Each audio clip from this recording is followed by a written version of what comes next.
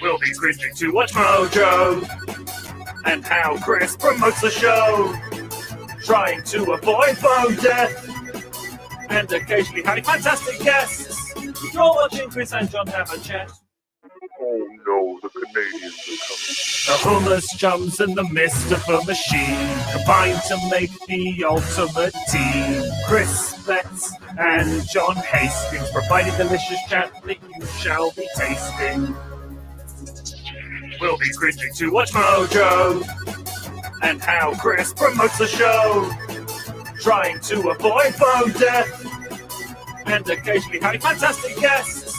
You're watching Chris and John have a chat. No, the Canadians are coming. The homeless chums and the mist of a machine combine to make the ultimate team. Chris Betts and John Hastings providing delicious chat that you shall be tasting.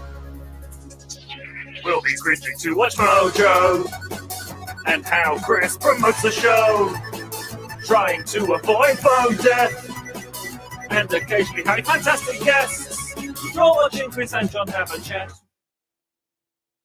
Oh no, the Canadians are coming. The homeless chums and the mist of a machine combine to make the ultimate team. Chris Betts and John Hastings providing delicious chat that you shall be tasting.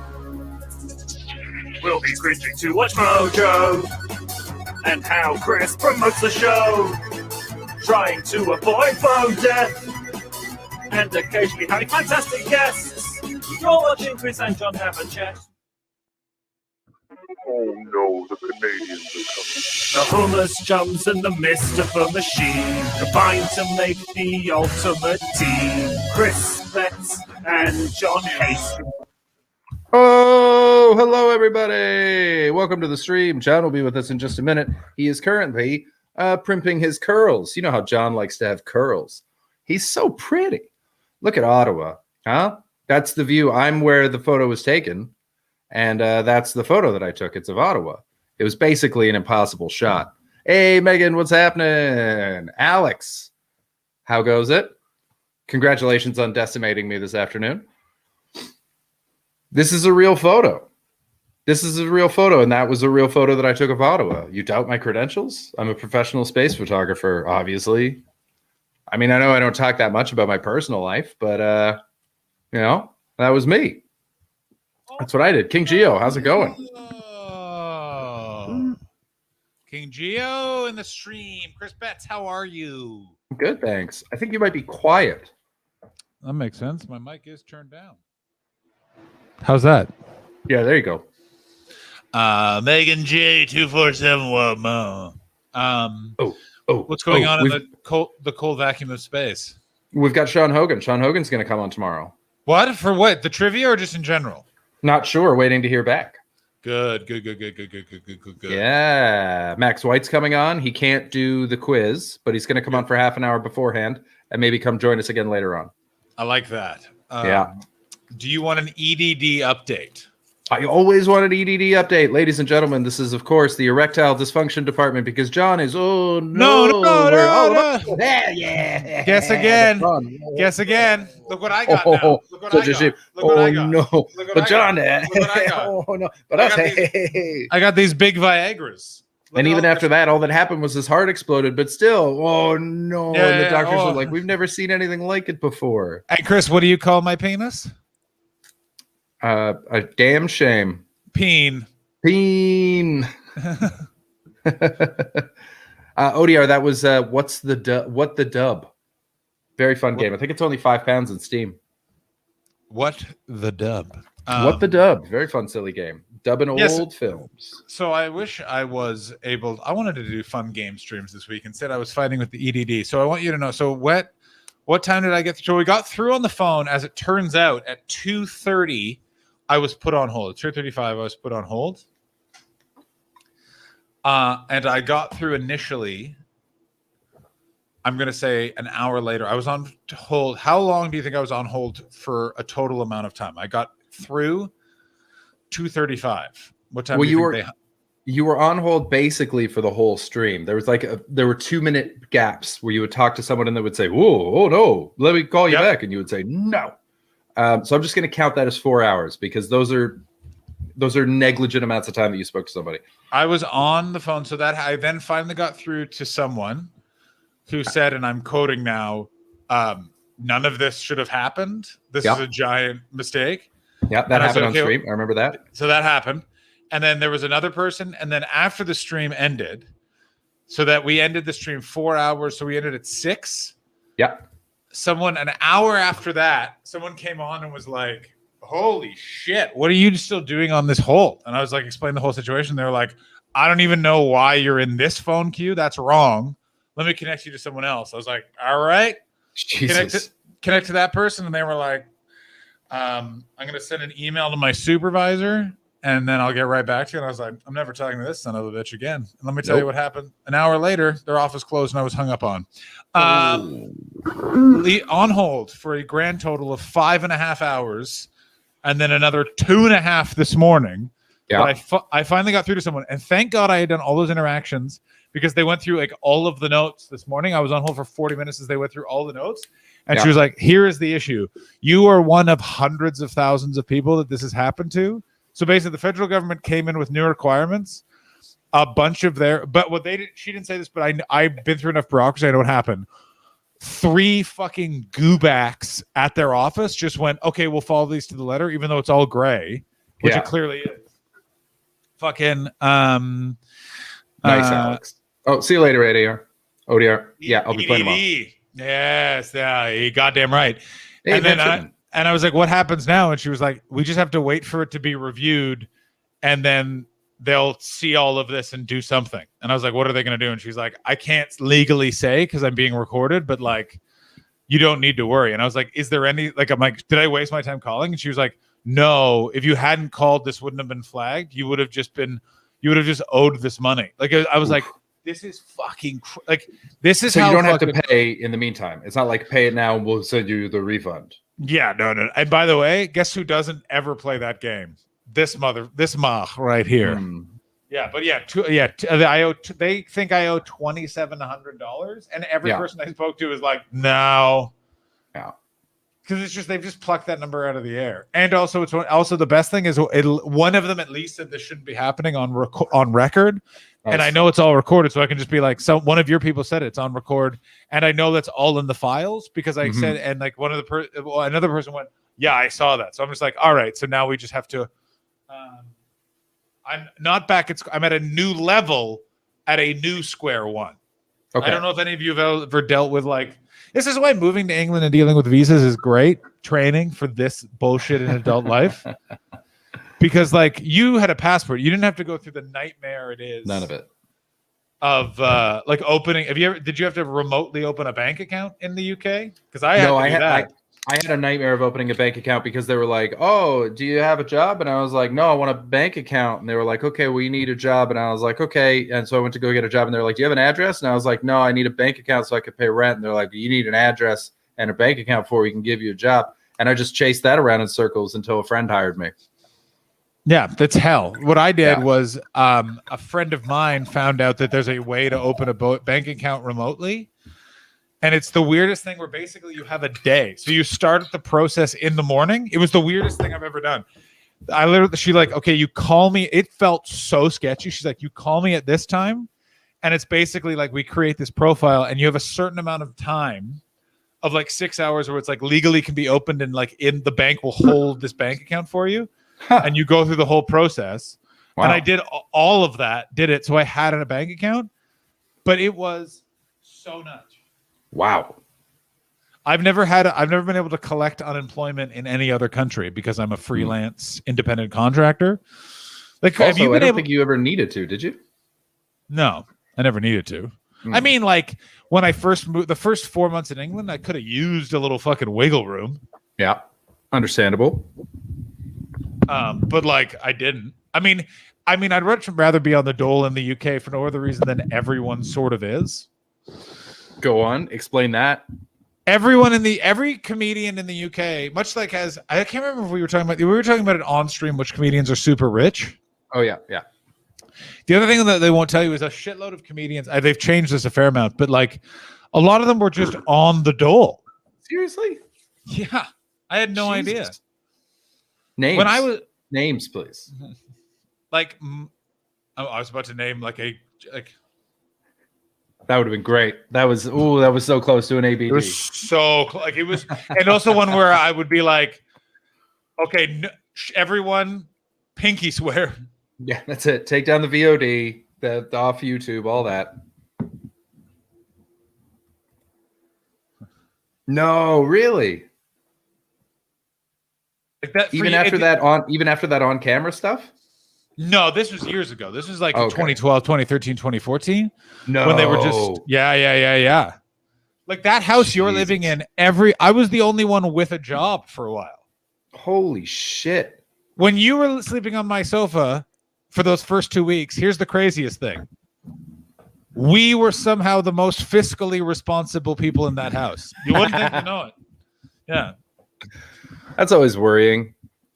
Oh, every glimpse I get of adult life is more depressing than the last.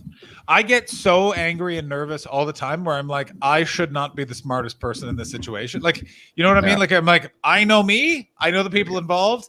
I shouldn't be objectively better at this than other. Like, you're like, what? No. I've jacked off in a botanical garden. No one should be looking to me for advice. You said life is so silly, Billy. No. Yeah, I said that as I could vote, and I could have voted for a while, and I said that, and yet still, I am vastly more capable than a lot of people, which is absolutely outrageous, terrifying. Like, you know what I mean? Like, I'm furious about that. Yeah, I mean, not about the dole, just about the smart thing. The dole. No, but I know you've been in the same boat where you're looking at the situation, being like, I shouldn't be in charge here. Yeah. Why is everyone looking at me? No, yeah.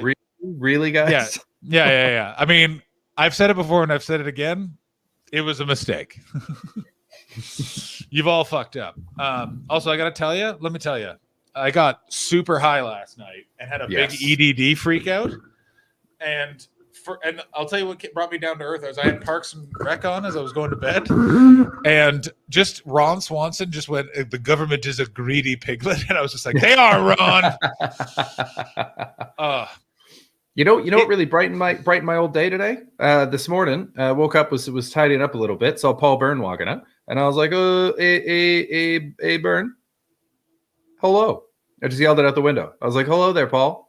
And he went, and he's like, I'm going to meet Sarah Keyworth and Mickey Overman. And Mickey Overman for a walk. You want to come? And I said, yes, I do. And I met them in the park, and we walked around for an hour, and I felt elated. Felt so much better. What a couple of nice folks. Let me say this about Sarah Keyworth and Mickey Overman. Both great hangs. Very fun. Mickey Overman especially, very fun. Very fun. Yeah. Very fun, mischiefy energy. Yeah, she's the only good Dutch person. I don't count your wife. Your wife to me is Iranian and Canadian. Yeah, she has no interest in being Dutch either. So but no one should. No, it's terrible. It's like no one should be impressed with wooden shoes.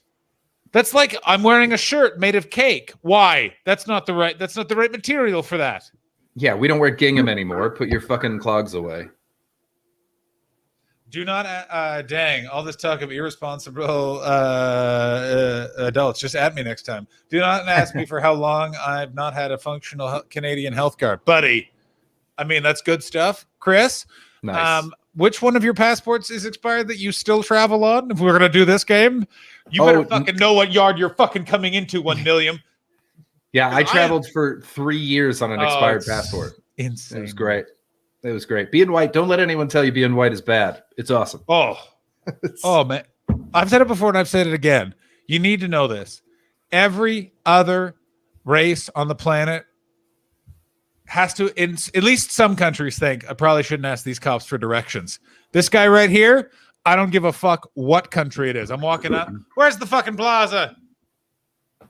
Why'd you go Irish there? That was fun. Where's the fucking plaza? Nah, because they're the ones I worry about the most. They look at me going, take me to your fucking plaza. I actually have no current ID. Oh, I don't have a functional government passport either. I mean, I think this might be for me because 1 million is definitely a very old friend of mine, as you are, and both of them. When you signed with the agent and deleted the terms, was that on a work document you sent back, or did you physically cross the gun and sign and send it back? It was more specific than that. My dad was working for a law firm that had an office in London, so that lawyer just did it all. I don't know what he did. Bear in mind, I didn't read the original contract, and I only read the changed contract, so I don't know what was in there because I don't. Here's my thing: you should read all your contracts, but I don't read all my contracts. I'm amazed when people don't read their contracts. I do not read draft one. You got to get. If I'm going to get a lawyer, I go, you do your thing. And then I'm asking all my questions. I mean, it's shocking how many people don't read their contracts. It's shocking. I'm amazed. I remember when I got my the record contract. You read that, right? Yeah. Yeah, of course. I talked to a couple other people that are with the same record label, and I was like, I this was weird and this sounded weird. What did you do about it? And they're like, I didn't fucking read that. And I was like, you're insane. How many stories of the record industry destroying lives do you need? Yeah, I mean, I'm going to be honest. I didn't read their draft. I gave it to because I live in the States, so you have a lawyer. I have a lawyer. I gave it to my lawyer. She redlined a shitload of stuff, sent it to them. I then looked at her copy, and I went, I don't know what any of this means because I have no idea. And then she summarized it, and then I asked a bunch of questions. Yeah. I've told the story of the television show I was on that like sneaked up and got me to sign a contract. I don't think so. I mean, I may or may not have been on a television show recently in a country that wasn't Britain that involved acquisition of talent. Yes. And yes, I have. Okay, very quickly. Because if she changed it digitally, that's a masterstroke. It was a he in that case. My current lawyer is a she. And let me tell you, she's a great lawyer. And here's how I know she's a great lawyer. I never want to talk to her. Like I just don't. Nice. Like it's so dry. Like it's just like it's very exciting stuff, John. Page 5, and I'm just like, no. P. Diddy fucked over Mace, future Bear King. He didn't even pay Mace properly. That's how much of a piece of shit P. Diddy is. I'm fine with that. I'm not. It's his friend. I don't like Mace. We don't know if they were friends. But that's his friend. They were friends. All, the Reverend Mace. Remember that in the 90s where if just a rapper stopped being famous for 20 minutes, they just became a reverend? He was at the peak. Mace was right on top. That's what Kanye said. Don't leave at the top. That's how Mace screwed up. I mean, yeah, again, Kanye. Also, I got some insight. I got to ask me after the stream. I got a story for you that involves Kanye that I can't go. It's not for public consumption, but is so good. Like it involves. There's another player in it, which is why I can't talk about it. And it is so. They want to online stream Black Rob's funeral. Yeah, they just did that with DMX's. I think BET livecast. Let me ask you this: there is no better type of funeral than black celebrity funerals. I've never watched one. What happened? I saw clips of DMX, but they're always just so. I haven't seen any clips of DMX's funeral, but was it a shockingly big venue for someone's funeral? First of all, you're always like, what do you mean you're in an arena to see a guy that's dead? Yeah. Well, did you see because they're the ones that are like so DMX's was like a concert and a show, like Kanye sang songs and organized it all. Apparently, I had no idea that they were friends. I knew that Kanye was behind it, and you're just like, I bet you they weren't friends. Like, you know what I mean? Like, your part of me is going like, I think Kanye is just like DMX. Yeah. I bet you like Kanye talks about other rappers the way ignorant white old dudes talk about rappers. Like he thinks they're all just Jay-Z. Yeah, I remember that guy who produced the Black Album for him. And they're like, that's Jay-Z, Kanye. That's not DMX. And he's like, yeah. The guy who sang Single Ladies. That's Beyonce actually, and not technically a rapper. My thought was that they just went, oh God, I mean, DMX didn't like him, but he's going through a divorce. He's clearly having a rough time. Let's just let him plan a funeral. It looks like he did a good job. It's easy. You know, sometimes people are all right when they go through divorce. Kanye is never all right, though. Add divorce on top of that. I mean, it's also like there's no way he's not getting fucked in that divorce. Like, Oh, yeah. fucking, I don't know. What's the mum Kardashian's name? Kris Jenner. I don't know why I know that and why it's right at the front of my mind. I mean, but I'm going to tell Kris you right Jenner. now, of all of the people that were going to guess that, none of them were you. You know what I mean? Like, I was like, nah, there's no way Chris knows this. I just know. I do read a lot of celebrity blinds, though, and the Kardashians show up occasionally in those. I love Pop Bitch. Just that, it makes my week. It's great. It's just very fun. It's my QAnon. It is absolutely my cue. Yeah, but you know, I don't care it's better. if it's true. Oh, Eddie Night. Eddie is a rating. You all are stretching. And I hope you.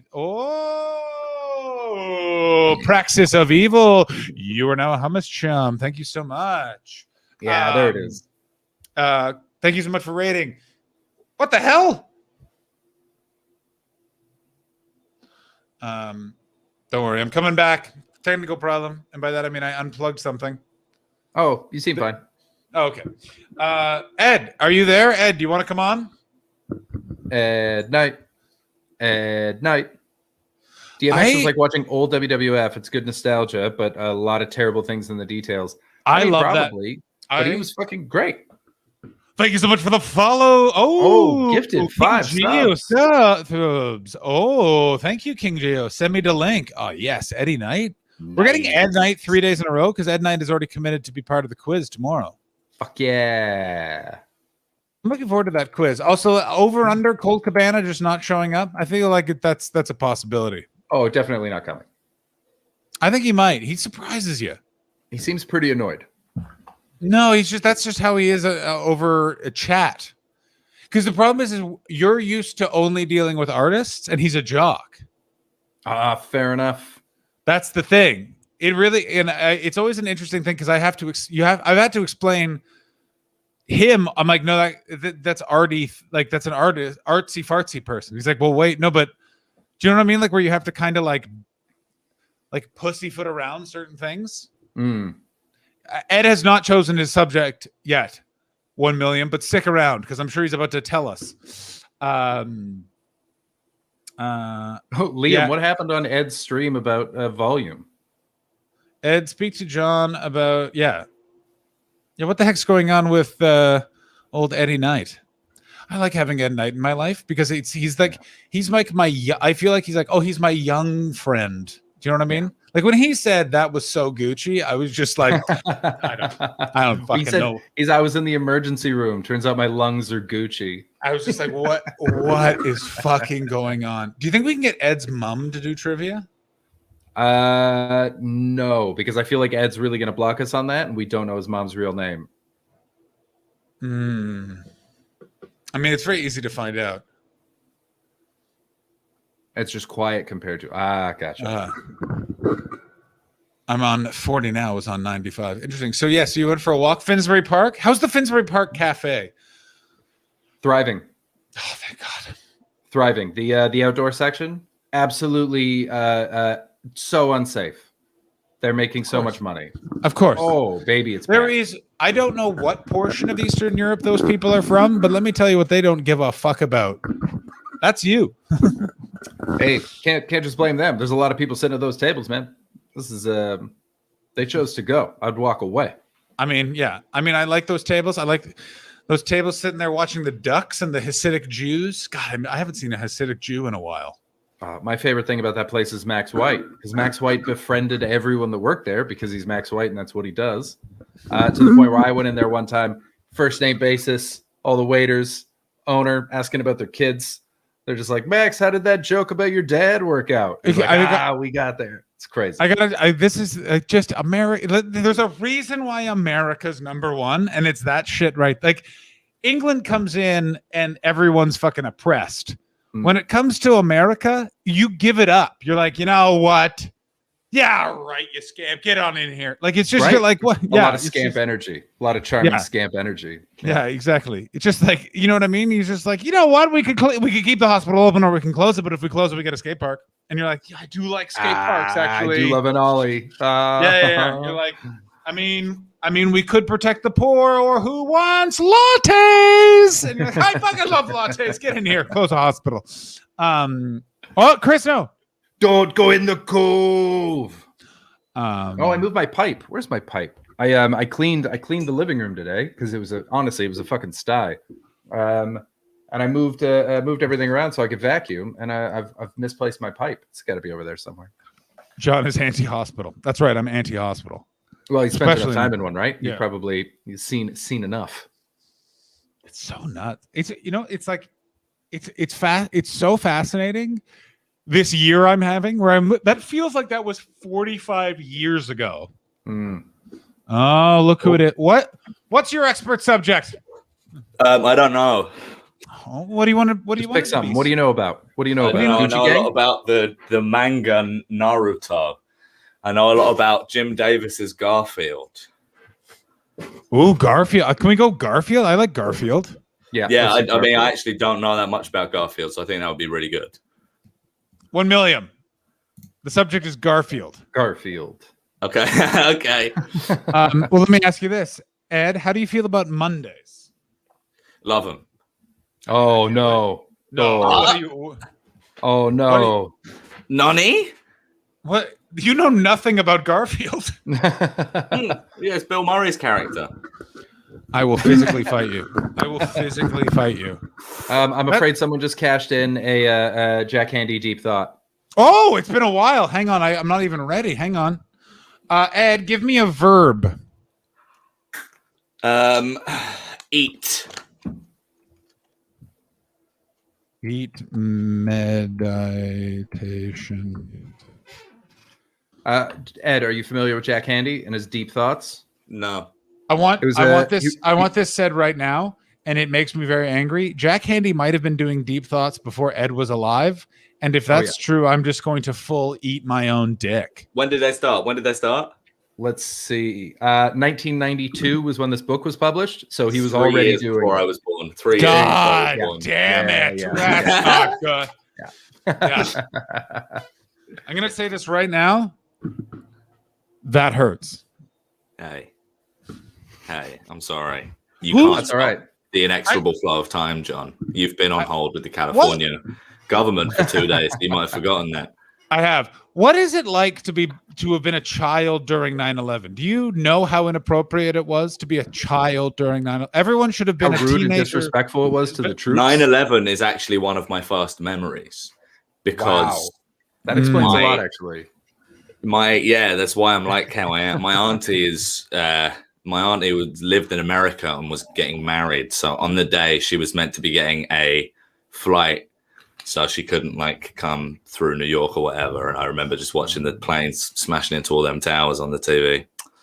I thought you were going to say that your aunt hijacked one of the planes. Yeah, I was she gonna be did, like, yeah. Ed, Jesus. My aunt was actually the head jailer at Abu Ghraib, which is why I remember it so well. Is she the one posing? Yeah. This one? My aunt has been the subject of George W. Bush's paintings. I want you all to know this is the second time today someone has brought up Abu Ghraib. What a weird day. It's on everybody's yesterday as well. lips. Yeah. What? It's just Everybody's I brought it up talking yesterday. about Abu Ghraib. It's in the air, you know? Here's the weirdest part of Abu I'm in my Ghraib. Abu Ghraib era. This is of all the Abu Ghraib things, and there's a bunch of things. I think the weirdest one is that they made some of the people. This is, by the way, eating meditation music. Can you hear it? I can, but I can hear a voice. Can't have a voice. Got to just be music. I know it's the voice. Shut up. I'll just do Did you know that they made an Abu Ghraib musical? Is it called Ooh Jailers? What am I like? It's called Ooh Baby, I Like It Raw. No, but they really did. There's an Abu Ghraib musical Baby, now. I like it raw. Yeah.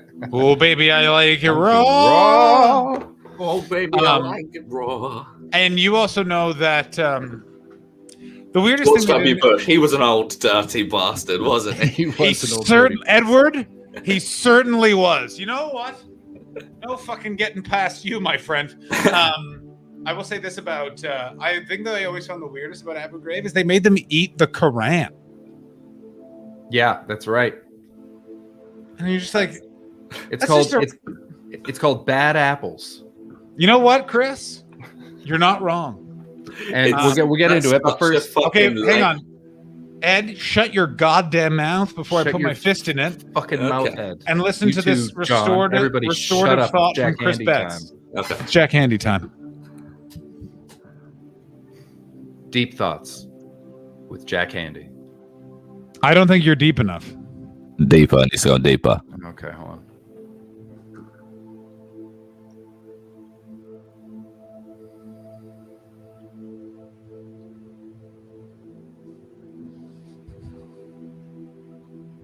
A man doesn't automatically get my respect. He has to get in the dirt and beg for it. Deep thoughts with Jack Handy. That was all right. I'll tell you what. That was all right. Ed, where's your hat? That delivery was great. Where's my hat? Is anyone else fascinated by the layout of Ed's room?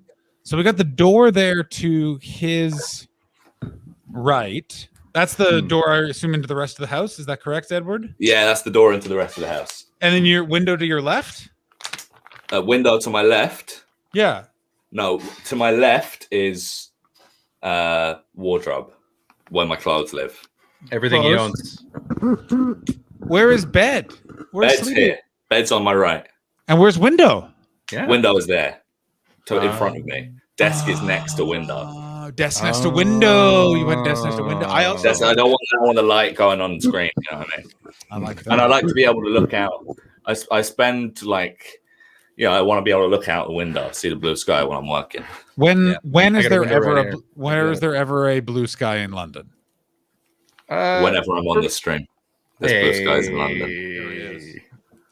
That's why I'm gonna eat his ass next time I see our Ed.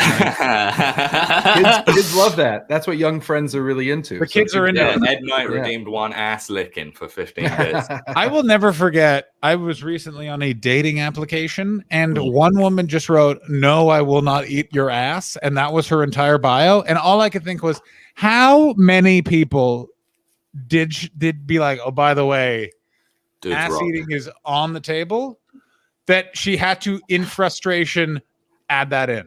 Dude's rock, man. Yeah, I gotta tell you, what would the world be without us? You know what we bring? We bring a little X factor to the fucking situation. I'll tell you what. It reminds me of Jamali's bit about how sex is too exciting now. Like when people ask him how kinky he is, and he goes, "I'll eat your ass," and they're like, "And then?" Yeah. Yeah, I'm glad I'm out of the game. I don't know where I'd go from there. You know, Yeah. A DM is lift different you? to a profile? Absolutely not. All the same. Worked for Bonobos. I don't know what's going on. So, Ed, how was your day? How's your girlfriend? What does your Good. girlfriend do for a living? She works at a documentary production company. Oh, well, Ooh. aren't you Michael middle class? Is it Vice? I feel like it's Vice. It's not Vice, no. Is it a Vice adjacent company? Is it Splurt? It's Cube with two dots over the U. Are they getting funding from Canal 5? What's Canal 5? Is that the guy that's like a little bit of Monica in my life? I will punch you in the face. That is Mambo number 5, and that man is Lou Bega. And if you fucking besmirch his name, I will fucking come at you. How old were you in 1999? I was 3 going on 4. Oh my God. You were shitting your pants while I was dancing to the best summer song of them all. Still do. Mambo number 5. Well, of course.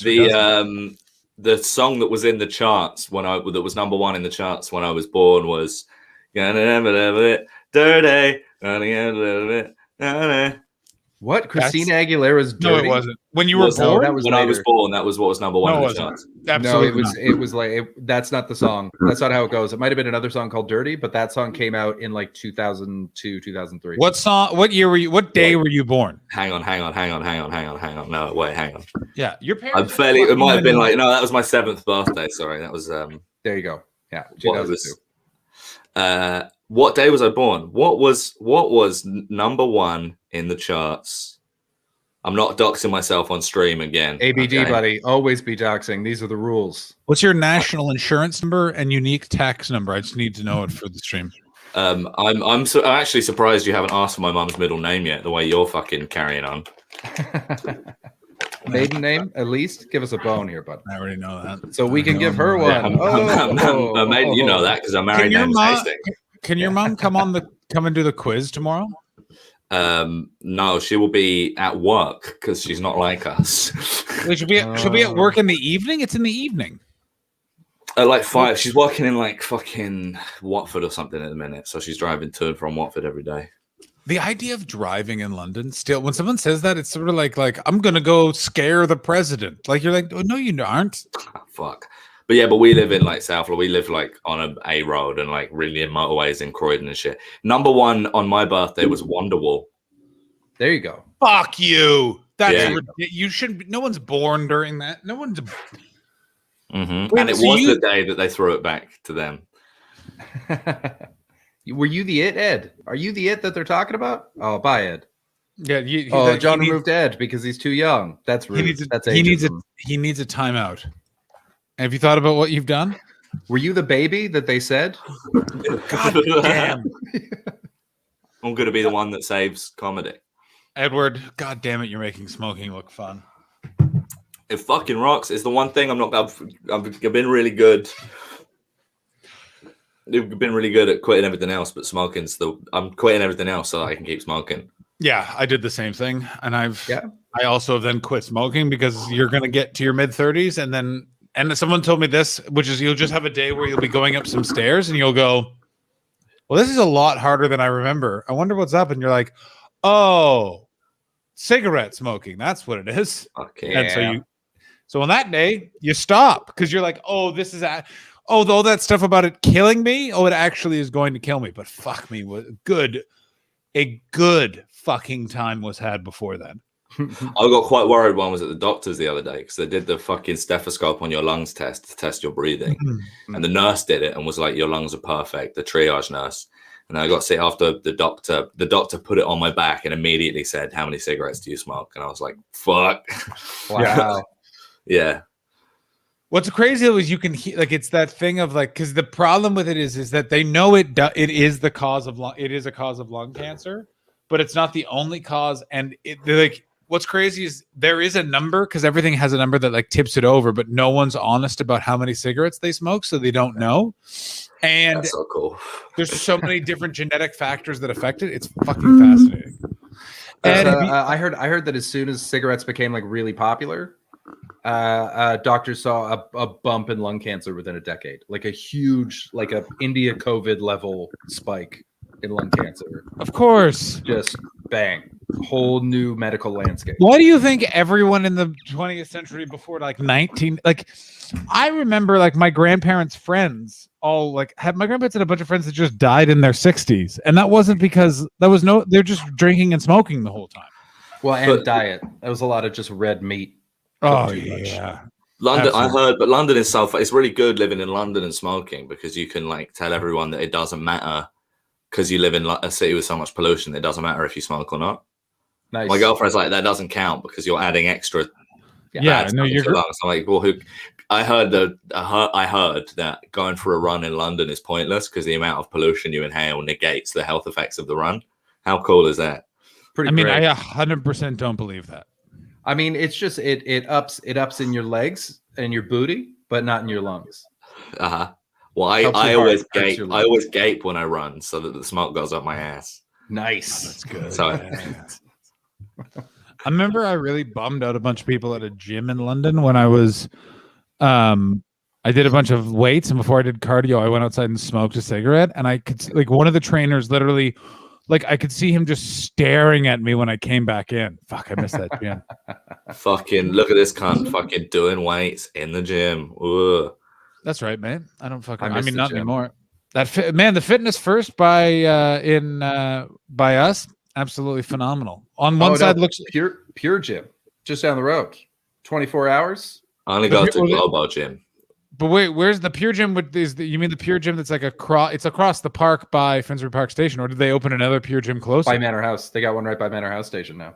Where? Right. 3 minutes from the station. It's Well, if like- you walk down like along Finsbury Park past the Finsbury pub, take a left. Yeah. It's right there. Yeah. Did That's you for see sure. the fucking what was that thing that Pure Gym got in trouble for? Oh, they did the 12 years a slave workout. Oh, was that What? them? Yeah, that was Pure Gym, right? Jesus Christ. What? I don't know. I mean, I don't know. I remember them H&M doing the 12 years a slave outfit, but What are you talking about? What? Pure Gym did a new workout routine thing in January called 12 Years a Slave. Why? That's not even topical. Why? That movie's like 5 years old. What are you talking about?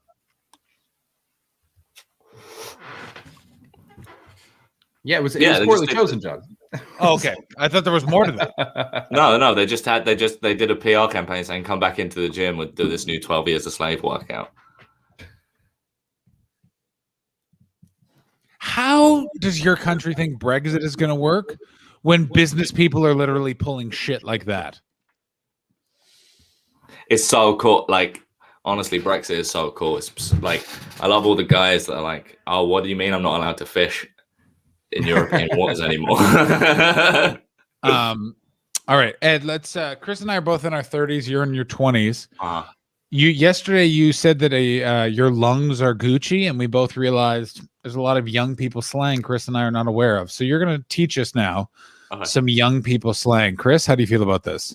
I love it. I'm never going to use any of it, but Of course not. I've finally started saying dope for some reason. oh, why? I love- yeah. Gucci. I started don't calling like things dope. Gucci's one that I like to just say because I I'm like- special. I like dope. I love bro. I love calling people bro. Bra, also wonderful. That's not been around. Like that's not been that we invented that. The young people invented that. It's not been around. You did not invent that. That is something from my generation. And if you fucking think Hey, don't you fucking live in California or something? that's right, bro, I fucking do. Fucking NorCal also- or SoCal, mate. That's right, Fucking those shackers, baby. SoCal, no Cal, no cool is in fucking no Cal, baby. Also the amount I find it so funny that the US is so different than Britain that there is actual legitimate differences. There's a huge class divide between NorCal and SoCal. Like there's actual legitimate reasons why there's a huge feud, and yet they're still actually very kind to each other. In England, if because Northern California is where the capital of the state is, they have so much more money. Like Los Angeles County is literally surrounded by meth labs with no bailout. Every community around San Francisco, Sacramento, and San Jose is gorgeous, and so much federal funding and money has gone into it. It's so funny, and yet here they're we're just all looking out for each other. In England, people in Milton Keynes don't like people that live the other side of the same roundabout.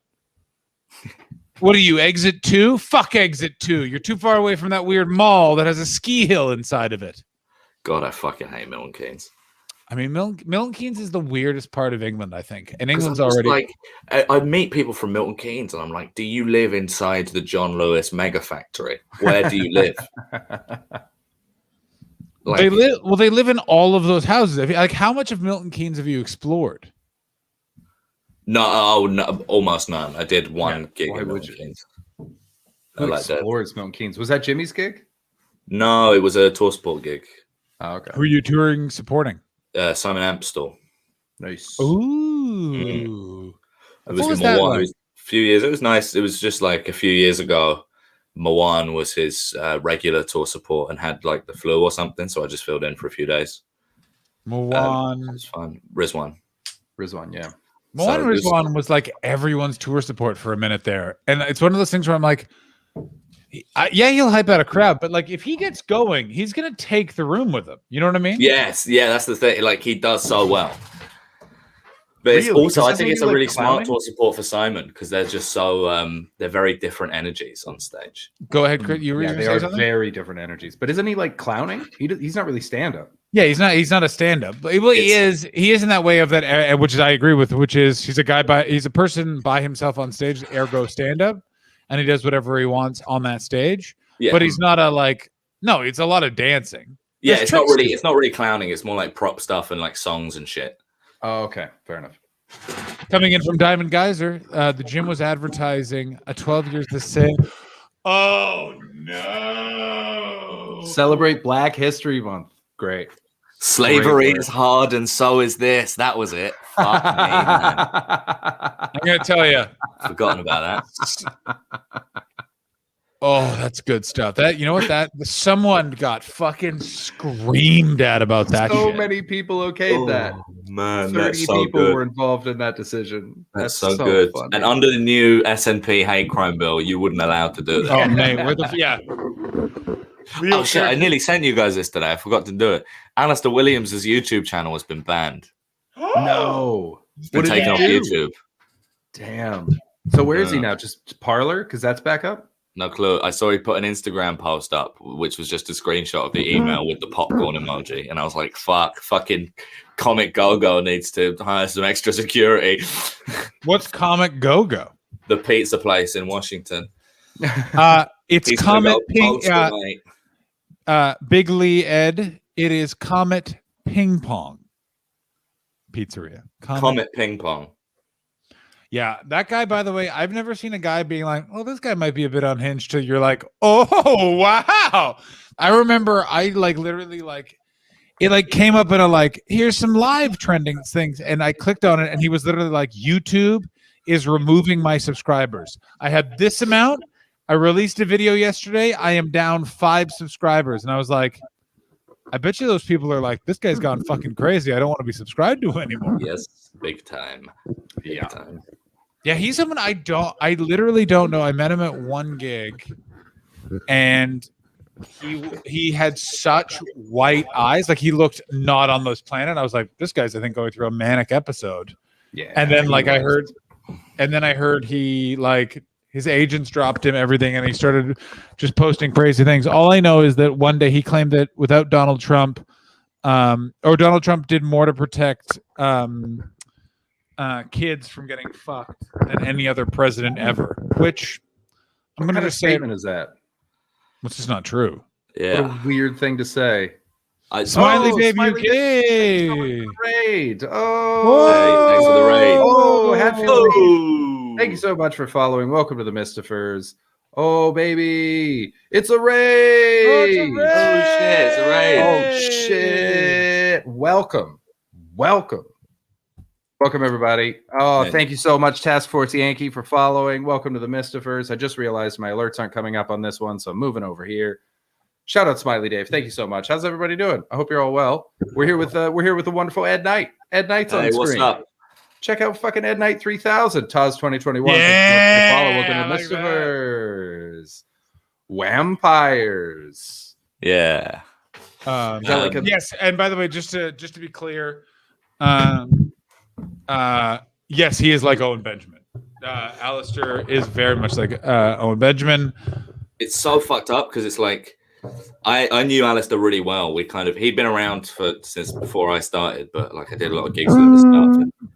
And then, but also I used to see him he's a Palace fan as well. So I used to see him at Selhurst Park almost every weekend. I bump into him and we just have a nice chat. And I knew him as a really jovial guy, would always give me advice on my really good advice on my bits when I was starting out. And would always fucking nail it to the wall when he was emCing or closing a gig or whatever the fuck. And then all of a sudden he's fucking crazy pants. Thank you for the follow, the Ultimate Noob. Thank you for the follow. Thank you. Oh, thank you, you Noob. for the follow the Ultimate Noob as well. You're all Ultimate over the Noob, place, follow me as well at Ed Knight Check out Ed Knight 3000. Don't leave out the kid. Yeah, don't leave out. Task Force Yankee wants to know: are you streaming at the local? Are you streaming at the local library? I am. Well, this is my private library. Obviously, these are all Jack Handy books. These are a collection of his thoughts. Yeah. Bask in them. Thank you, the Ultimate Noob. Thank you very much. Jack Handy sounds like a 20s Ed, euphemism for a sex act. Yeah, because it's like a double whammy, right? It's Jack and Handy. Jack Handy. He's got it all. Yeah. Ed, if we raise money for a Batman bed, will you actually use it? If you raise money for a Batman bed, Yeah, Yeah. if we were to buy you a Batman bed with money from our followers, would you use it in your room? I would much prefer if we pumped that money into. I'd prefer if we pumped that money into a bowling Batman team. bed. That Batman bed. That's specifically that Batman bed. Could we get one that's like the like a race car bed, but it's the Tim Burton Batmobile? No. We can try to find one, but Okay, it'll no, probably just be that. the one that just came out. I'd probably maybe yeah. If we all got them, then I'd get one because I'm really terrible for peer pressure. Ooh, why don't we? And the problem is, I need a big bed. I'm a big boy. You're a tiny boy. You can fit in me pocket. Yeah, I've got a Oh, wife. that's It's just not going to work. I mean, I feel like your wife could be convinced. If you just convinced her, if you chalk it up to whimsy, I could see your wife getting behind it. Oh, if it was like a queen size Batman bed, fuck yeah, she'd be on board. But they only come in twin. They are not California for King couples. Batman bed, and we sort of disassemble it, take it with us to Toledo, and then on to presumably the regionals and the nationals. Yes. Is there such a thing as regionals in the UK? Go ahead, Chris. Another Jack Handy thought has just been hang called on. in. Yes, please. Hang on. We're not. Ed, give me a verb. A verb. I'm gonna say think. Oh, nice. Very appropriate.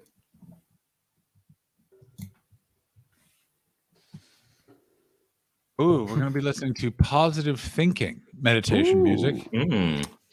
This was originally a set of sort of sketches on Saturday Night Live by genuinely hilarious writer Jack Handy. I got a bunch of his essays as well for my birthday. Yeah, And he they was part. He was part. out, like crying, laughing funny. He was part of the best year of SNL ever. The best years of SNL ever. All right. Oh, can you turn up the music just a little bit, John? Up or down? Up just a smidge, just a little bit, just so I can feel it in my bones. How's that? Yeah, that's perfect. Thank you. I assume it's changed. It feels like it changed. Might be the placebo effect. Anyway. Deep Thoughts with Jack Handy. It's too bad that whole families have to be torn apart by something as simple as wild dogs. Deep Thoughts by Jack Handy. That was Deep Thoughts by Jack Handy. I in fact remember that wild dog. That's one of the best ones ever. Yeah, it's a classic. What was the best ever year of SNL that you guys were talking about? It was the early 90s. So they had Jack Handy doing Deep Thoughts, Mike Myers, Dana Carvey, Chris Farley, Phil Hartman, Adam Sandler, Kevin Nealon. Like, it's fucking crazy. You look at those. Like, it's so nuts. That's crazy. Hibernaway. Hibernaway, what's going on? Hello, Hibernaway. Yeah, that was Chris Farley. Yeah. Love that guy. He's got the book that I got is called What I'd Say to Martians and Other Veiled Threats. I watched Three Amigos again recently, and that movie is just fucking, apart from the main three, that movie is stacked with talent. Like, Phil Hartman's in it, and I completely forgot. Oh, Praxis of Evil. Thank you so much for the follow. Oh, Praxis is sound. Praxis is really cool. But here's the thing. The Three Amigos is not a good... The Three Amigos is the best opening theme song, but it's just not a great movie. It is. Oh, yeah, we watched the theme song on here. You're wrong. It's really, really good. I'm not wrong. You're wrong. I tried to rewatch it, and it didn't... Yeah, it doesn't really do it for me.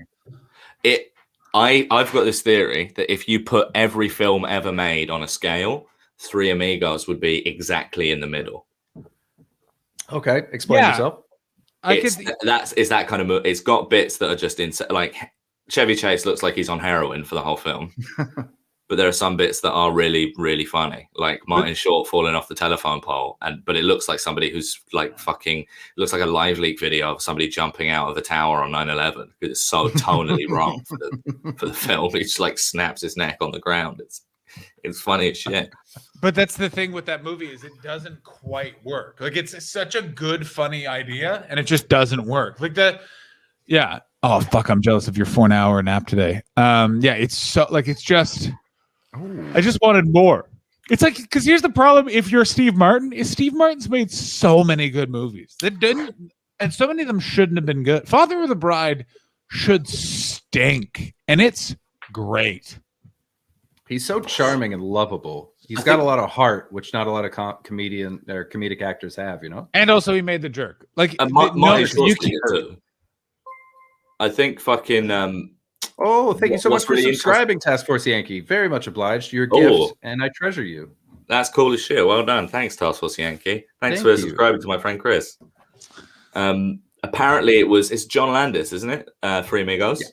Yeah, John Landis. Apparently it was made like halfway through production was when all the helicopter crash lawsuit shit started happening. Yeah. Which is why Three Amigos is a mess. Okay. Yeah, because that was a fucking crazy story. Yeah, that helicopter crash. That was his fault. Like, let's be honest. 100%. Yeah. Lower. Too low. Yeah.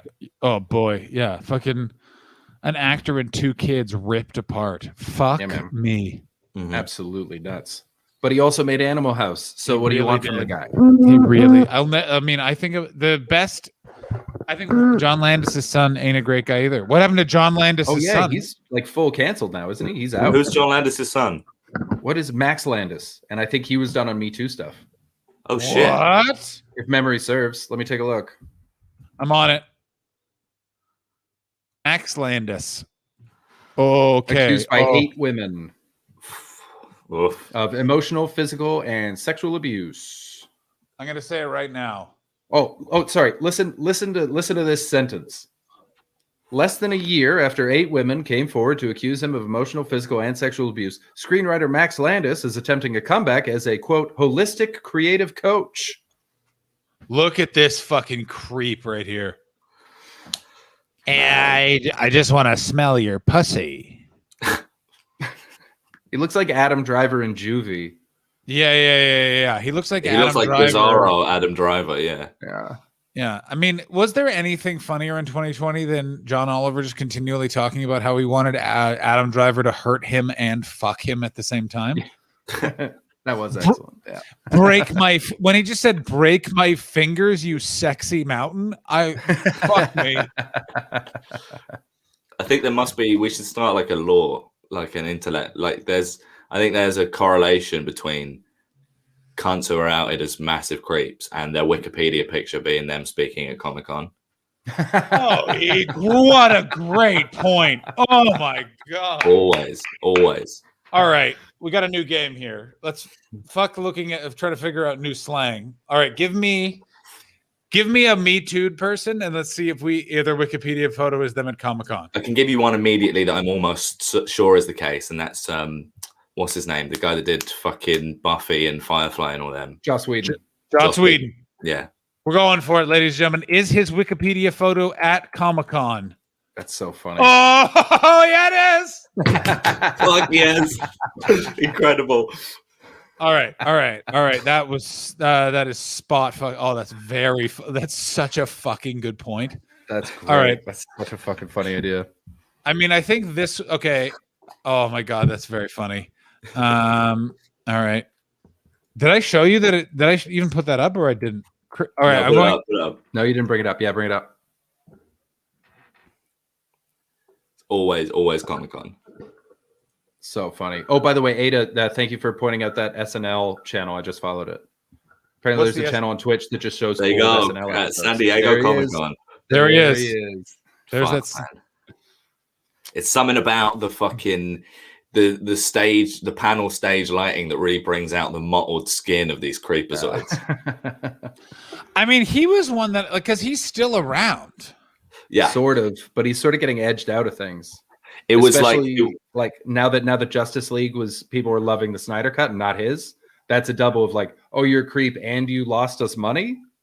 But I think we're traveling in different circles. I don't know a lot of people that loved the Snyder Cut. No, but it was the fact that like there were so many problems with the filming of Justice League, and loads of them were like cast members, like the guy that played Cyborg saying, "Oh, and by the way, like." Joss Whedon is a massive creep and a racist and shit. And at the same time, there were loads of Buffy cast members coming out last summer for the first time and being like, this guy was a horrible creep on the set. Cordelia. And then Sarah Michelle Gellar being like, oh yeah, by the way, like there was a 14-year-old cast member and we wouldn't let him in the room with her and shit. And it's fucked up. Yeah. It's so fucked up. Like his legacy is just like, I never got why everyone loved Joss Whedon so much. Well, Buffy is really Buffy fun. rules. It's Buffy. That's why people love him. Buffy and Firefly as well, right? He made Firefly? You definitely made I've never Firefly. seen Firefly. I still haven't seen Firefly, but people fucking love it. It's just, good. I only know him from superhero movies where the women are only in it, where like Spider-Man slips on a banana peel and then lands face first in like fucking Black Widow's tits for a joke. And that's the only screen time she gets, kind of thing. I'm going to be clear, and it's just because of who I am. He had nothing to do with that movie. That's just the culture of superhero movies. No, he did direct. He directed the first Avengers, didn't he? No, he did direct the first Avengers. Just Spider-Man is not in the first Avengers. There's just other things. Okay, all right. Spider-Man was in a different. Spider-Man was in a different movie. Yeah, he was in Captain America: The Civil War. And if you fucking make an error like that, I will fly to London and tear your Garfield. I know. poster. I know what film Spider-Man was in. What I know. I was making a fun joke for the. Were you? Yeah. Have you ever worked with Spider-Man's dad? No, I've never gigged with Spider-Man's dad. I have gigged with Spider-Man's dad, and he was selling. I bet he never stops fucking talking about it. I mean, he is selling a book about how his son is Spider-Man. Fuck's sake, man! You would, wouldn't you? Man, being like a middling comedian and having your son be a megastar sounds like the perfect opportunity for a bitter old man in a green room. I feel like comedians are the least likely to be like, I'm so proud of my son. More just like, oh, he's doing really well, but I could have been there too, right? Yeah, I've never met the guy. I'm sure he's lovely. Every time I see his name outside the Comedy Store, I'm like, fucking quit. Make room for somebody else. You don't need to be here because your son is Spider-Man. He also was a TV star in the 90s and has a shitload of money. Like, let's not fucking get nuts here. Like, oh yeah, they got a shitload of money.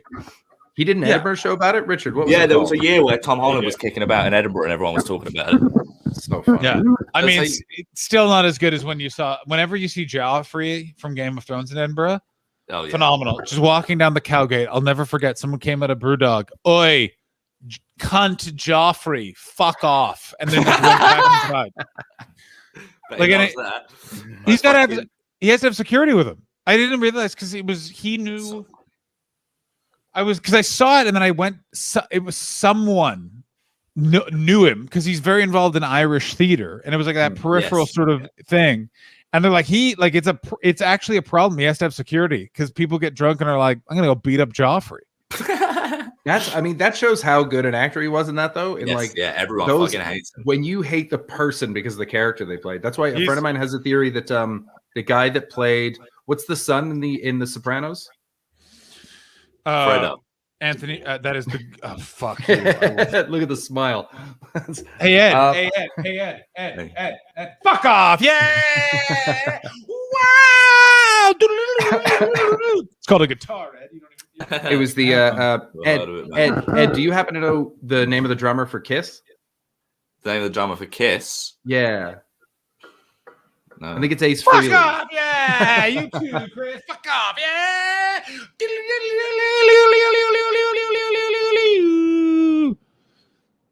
Just want to be clear. That is correct. Yes, they don't perv on women in the MCU. They're just not in the movies. Because if a female actor is near any of those directors, that director will rape that woman. Chris, correct? Oh my goodness, that was quite a statement. And allegedly, how about that? Have you seen the film Spider-Man: Far From Home? It's the only one I haven't seen. I have not seen it because once spoiler alert. Once Captain America and Iron Man died in Endgame, I went, well, this is over. I don't need anything more than this. I don't need this saga to continue. The epilogue. I'm done. And then everyone's like, no, we're doing more movies. And I'm going, but Chris, you've seen it. Yeah, I saw it. Yeah, I saw it. Is there an NYC cop in the movie? I don't know. Near the start or something. I auditioned to play a New York City cop for Spider-Man: Far From Home. Oh, okay, then probably. Oh, that makes Evelyn's in it too. She plays a reporter. Yeah, I auditioned to play like an NYC cop that's like, oh, Spider-Man. Horrible. I have no fucking idea why I went in for that. Would you all Charlie Watts? That's who it is. It's Charlie Watts is the drummer. It is Charlie. I play the drums for Gene and Paul. It's me. It's Charlie Watts. I have a love gun. But yeah, my friend was saying that the kid that played Anthony Jr. was the best actor in The Sopranos because my friend hated that guy for like it's been over for 10 years. Yeah, still hates that actor. Like if he sees him, he's like, "Fuck that piece of shit." He's like, that's 100%. Would you all like to hear about the movie I was almost in? Chris, I may have told you this story. I don't think Ed knows I know this. it. I love this story. Yeah. Okay. I was almost Woody Harrelson in Can You See Me Too? Shit, that's fucking cool. So what it was he didn't want to be in the movie, but he was contractually obligated. So he was making the studio hire an actor that would be in a mocap suit and then act the whole movie and then be digitally edited out of the movie. Allegedly, supposedly, I'm making this story up, by the way, because I didn't actually ever do this. This is a work of fiction. Anyway, I'm getting one of these. Anyway, so I allegedly, supposedly could have been. Then the actor in the mocap suit is edited out, and in a studio, Woody Harrelson is digitally inserted into the movie. And then the person who played Woody Harrelson in the movie had to fly to LA for 6 weeks and talk Woody Harrelson through the role. Great. By the way, the role was a role that he'd already played, and then his own twin brother. Woody Harrelson didn't want to be in the movie, so they made him play two people. It's so crazy. And I can't literally, I had to show up like super early, supposedly, allegedly in this story I'm making up, and go supposedly, if this did happen, which it didn't, go into this basement of a casting house where they like got out a different camera, sent it. I would then sign a whole thing and then leave. It happened 3 times. And then I was just waiting for the word. Like it came so close. And the last minute they were like, oh no, he's actually just going to fly to London. And I was like, yeah, what happened was they were going through the contracts. And then someone went, how, because it was so much money too. Like it was Yeah, not, Woody Harrelson would have been like, whatever. Like it was so much money. I was like, this isn't happening because this is life altering money. And then I didn't believe it was real. Like I didn't believe it was like it's one of those things where I'm like, that's so crazy it didn't happen. I started doing it as a joke on stage at the Soho Theater last year. My acting agent brought a casting director. The casting director like literally, you know how at Soho Theater when your people bring people, then you have that awkward drinks afterwards. Mm-hmm. I went upstairs and he went, that now you see me, now you don't. I was the casting director on that. We were fired. That's why you didn't hear anything. We got fired because we came up with it, started the process because it got approved at a lower level. Then it went up to the board and they were literally like, abso-fucking, you tell Woody from Cheers to get his ass on an airplane. And it was one of those things where I was like, and he was like, I can't believe, like, what are the odds? I was like, the odds. It was so fucking crazy. But it was also like, holy shit, okay, that was real. Like I thought it was like that can't have been possible. Yeah. That's insane. That's I love funny. my favorite thing is crazy casting stories. Do you have any, Chris? I've got a few fucking bonkers ones. Oh, I don't have any insane ones. I just remember like going in for my first ever audition, and they brought 5 of us into the room, and they were like, okay, everybody just start jumping. Literally a situation of they say jump, we say how high. They created the perfect situation for being a bitch. And they're like, now jump. Now your friend's on the beach. Now you're wrestling. I was like, this isn't for a show. There's no way this is for a fucking show. You're bored and you brought in desperate people to amuse you. We should all the only other one that I audition. had was like, I was walking in from the room, like, you know, you're in the room, in the waiting room surrounded by actors. And I wasn't really paying attention. They called my name and I was walking towards. And the casting director goes, oh, someone's confident. And I was just like, nah, this just isn't my dream. Yeah. I used to fucking suck at those castings so much because I'm not an actor. Do you know what I mean? I can do it and I like doing it, but I'm not like, I was always in rooms with kids who'd like been to drama school and shit. And my old agent used to tell me like, don't worry about like, just try and stick out as much as possible and make jokes to the casting director and stuff. Like, and it always backfired. Like I got kicked out of a Doritos audition for eating too many Doritos in one of the takes. Like I got asked to do a Horrible Histories audition where they just sent me a load of scripts but didn't tell me what parts I'd be auditioning for. and I went in, and they asked me to audition for the part of what's his name, King Saladin. Okay. I don't know if you know who that is, but did you do the accent? No, I didn't. I read it through, and they went, "Do one again. Just do the accent." I went, "What?" They went, "Just do the voice," and I went, "What voice?" And they went, "Do the voice." And oh boy, I'm. Can I tell you two things? I'm really glad I didn't do the voice, and I'm really glad I didn't get that part, because looking at the clip, watching the clip, it's online. You can see it. John, watch the clip now. On it. Get it up. King Saladin, Horrible Histories. And just a little content warning for the chat. This is incredibly bad taste. Before we get it, was the person cast someone that we know? I don't know. I don't recognize any people recognize in them. Okay. Yeah. Is it Prince or King Saladin? Yeah, Horrible Histories, King Saladin in YouTube. It's for kids' TV shows, for Horrible Histories. And they told me to do the voice. That's so funny. Like, and they wouldn't specify? I was like, I'm not gonna. I don't think this part is, because all the other ones they asked me to read on the day were like French peasant or whatever, and I was like, well, I don't think I'm the right casting bracket for King Saladin as a 19-year-old white guy. Let's have. This is the one, yeah. No, nothing like John then. The Crusaders are headed for Jerusalem, but we can deal with them here by the horns of Hattin. Kill them! Kill them all! Patience, my friends. We must be clever. Who else is praying it's Tom Tuck? That was so great. I mean, oh my God. in a different way. That's three white guys, right? Ask yourself, what so. Is that Naz as Monaloo? I think that might be Naz. Is that Naz? I think that's like Naz. No. A sword through their skull. Kill them all. No. Think about it. What must they? So technically they can get away with it because Naz is Turkish. Technically, like, it's so fucking technical. I'm looking up his IMDb right now. In the desert, huh? Yeah. Kiss a chipmunk? No, but the other two guys are definitely white. Oh no, like this these two guys are fucking white as shit. This honky Muslim be tripping. That's not Naz. That's someone else. So that's a white dude. Who is it? Is it not Naz? No, it's not Naz. Every day. I hate this. A couple of quick casting stories. I think I'm the most experienced. I was once told in a commercial, "Is there any way you can be shorter?" To which I said, "Why?" And they went, "Because there's a special effect, and it only works for people up to the height of 6'2".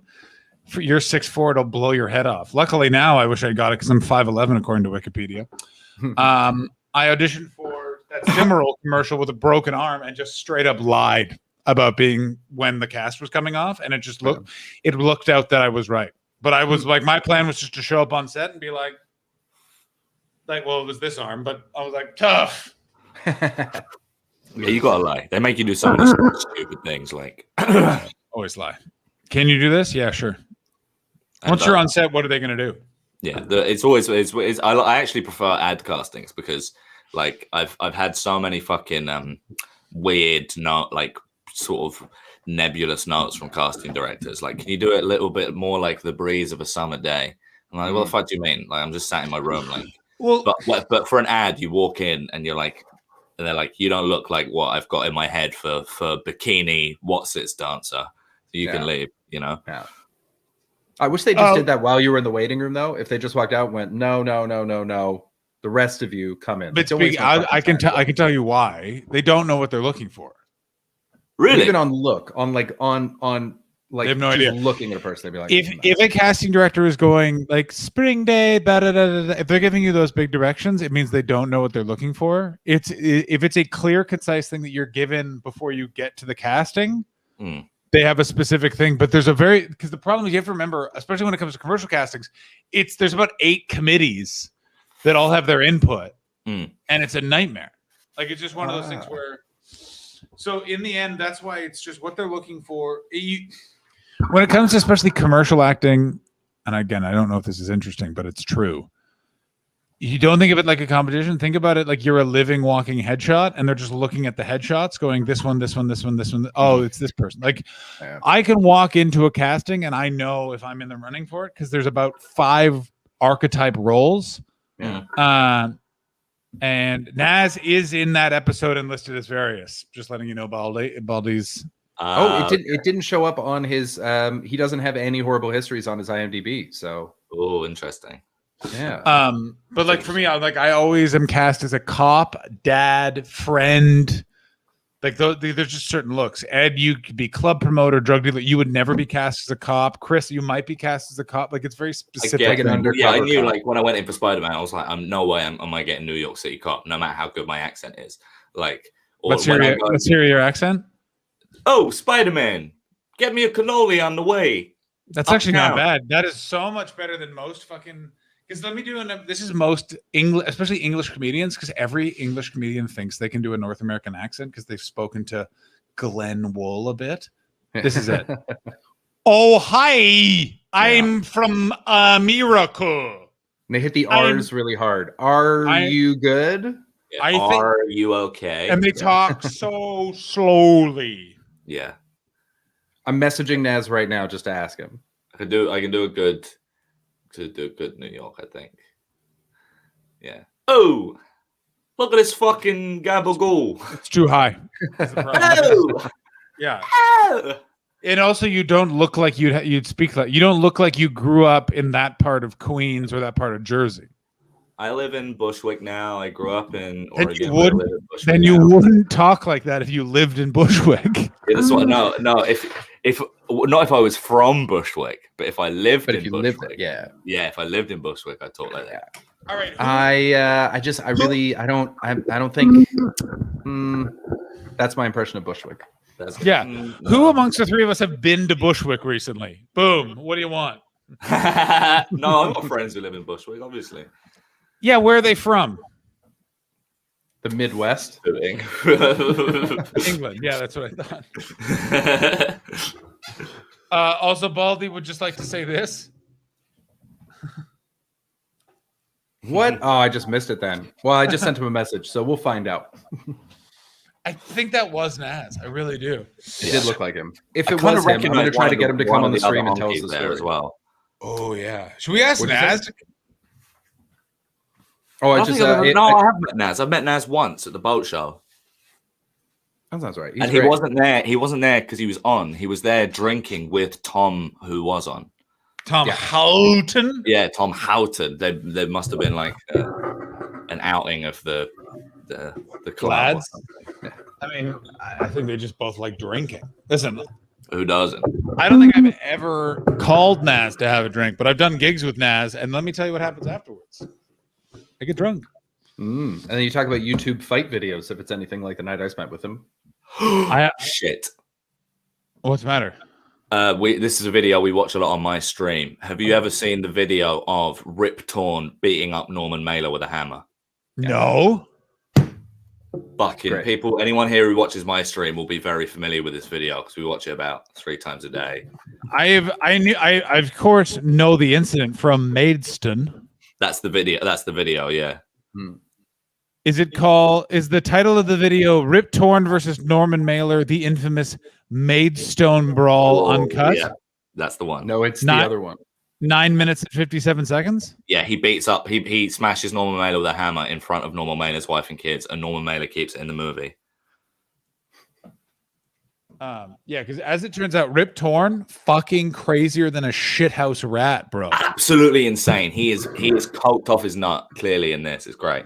I mean, like they had to write him out of 30 Rock because he got arrested for breaking into a bank thinking it was his house. Like Rip Torn, and I'm going to say this right now. Parties. Have you seen him? Have you seen his mugshot? It fucking rocks. Oh, it's so good. I have seen his. I mean, it's no fucking Gary Busey. The only things I've ever seen Rip Torn in are Dodgeball and this video. I used to get him confused with Rip Taylor.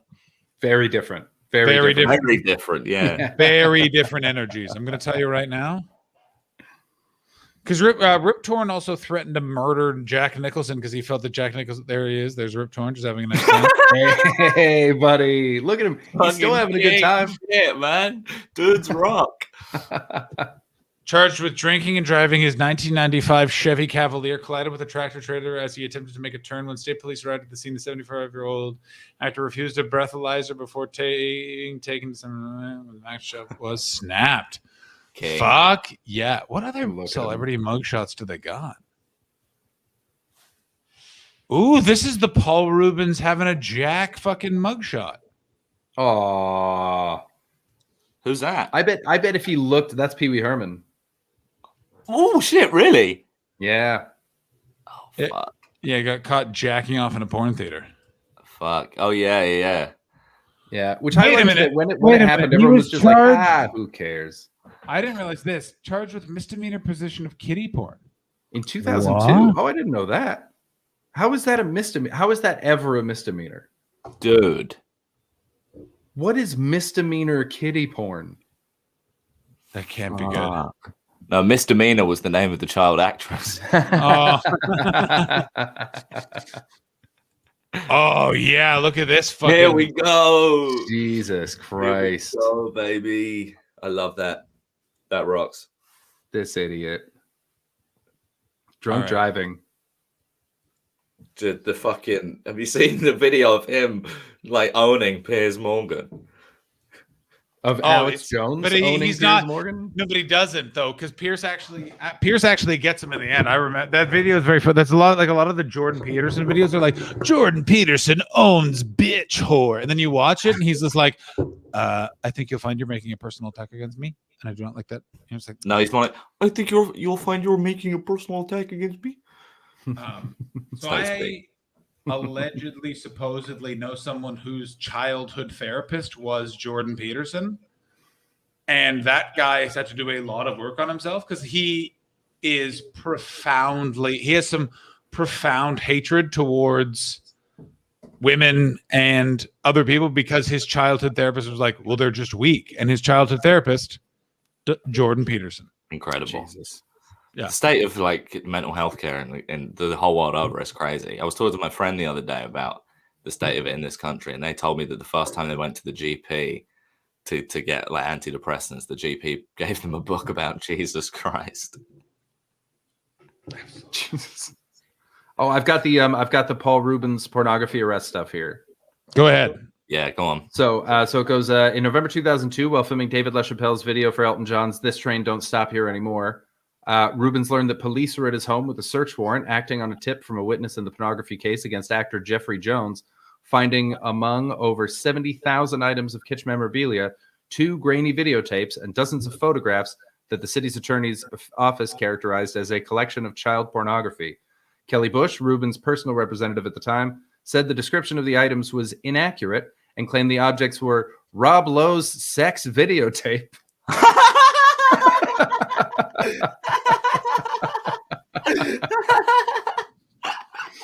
and a few 30 to 100-year-old kitsch collectible items. Oh my god. That's so Fucking funny that hell, it was man. Rob Dude. Lowe's sex tape. Rob. It's Dude, also weird because Rob. I bet you they were contemporaries or friends, and it's just weird that he had those tapes. Yeah. Oh, What is Rob Lowe's set? By the way, in case you were wondering, does Rob Lowe's sex videotape have a Wikipedia page? Of course it does.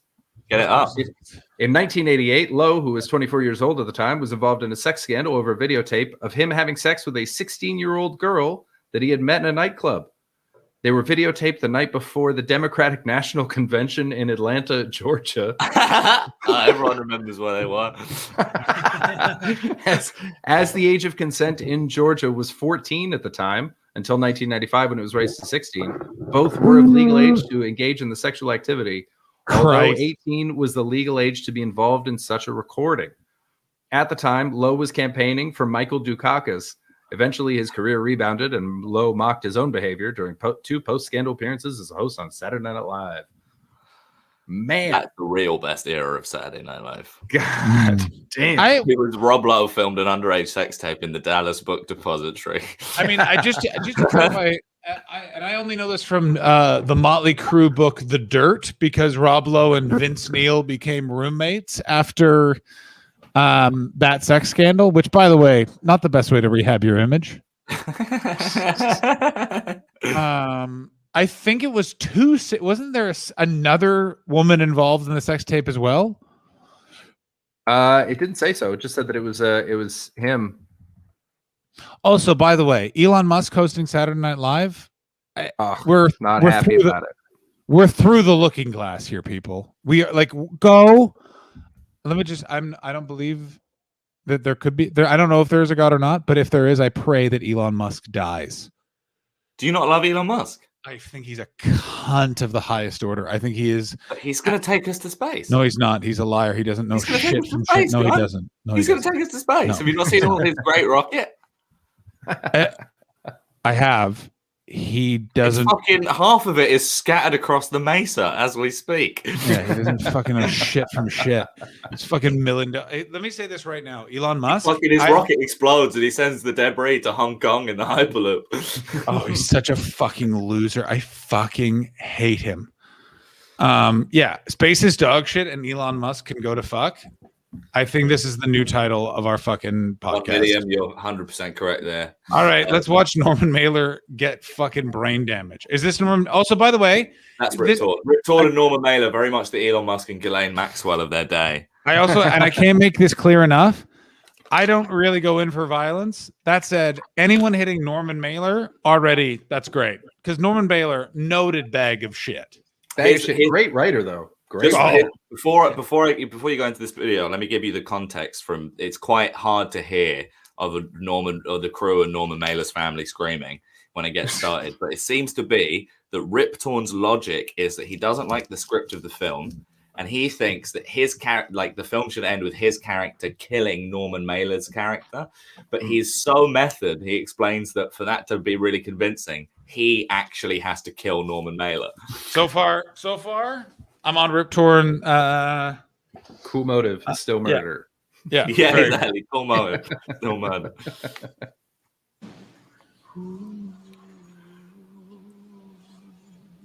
This looks like every cult. What? Every cult in the 60s. What movie were they filming? Scroll ahead on the viewer to like when they're all standing in front of a windmill, and that's when it's going to kick off. Here we go. Is this just footage that was found at Paul Rubin's house? I think this is a film. This is kitsch memorabilia, John. Yeah. Family. There we go. Yeah, I think so. I think this is from the film. It's from the film Mainstone, right? I think he kept this in the movie.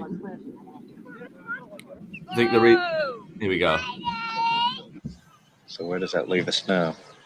Here we go. Well, we just have to search. And search. And maybe if we just wait for a while. You can see he's got the hammer tucked under his armpit. How doesn't look at all like Rip Torn. That's a different person. That doesn't look very like 70s. They keep while they're fighting, they're calling each other like baby and daddy. Oh, it's really funny. We gotta end the movie. How baby. brutal is the hammer hit to the head? I mean, Norman Mailer survived it, so it couldn't have been that bad. I don't know, but Norman Mailer's an asshole, and they soon never after they get into it. Rip Torn like drops the hammer when they just start grappling and punching. But thank God! It does start with a cheap shot. Here we go. There's Rip That's Torn. Norman Mailer. Fuck Rip me. Torn. That's Rip Torn. That's Rip Torn. Yeah. How much did he drink that's Rip Torn? He looks fucking gorgeous. He looks a foot taller. He looks amazing. Kind of nice out here. Here we go. Oh. There's got Jacket. That's a man that knows he's about to kill somebody on camera. Yeah, that's a man who literally just took a hammer out and knows he ain't hanging a fucking painting.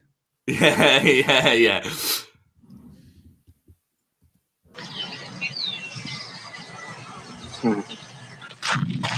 Decision. Jesus. To die. Norman Kingsley, you must die, not Mailer. Not Mailer. I don't want to kill Mailer, but I must kill Kingsley in this picture. See, I don't want to kill Mailer, but I must kill Kingsley in the picture. Yeah. Oh, fuck. Fighting his ear, full Tyson. Right. I'm going to say this. Mailer, A, shave your back, Norman Mailer. B, Norman Mailer, aged pretty well because he basically looked like that, only just fatter until he died, which makes sense. Because let me tell you who liked drinking. It's Norman Mailer. But also, fucking fair play to Norman Mailer. If you see Rip Torn coming at you with a hammer saying, I have to kill you, Norman Mailer's like, yeah, sure, let's go. Yeah, Norman Mailer, I got news for you. If either one of you said, I have to kill you and you're holding a hammer, I'm going to get some distance. I'm not going to get closer to make sure I heard you correctly. Yeah, like Norman Mailer just takes his shirt fully off is what Norman Mailer does. This is why so many more men died in fights in the 70s, because like at least keep your shirt on. Don't expose more of your body to hammer attack. Incredible. This is like the roar of humans.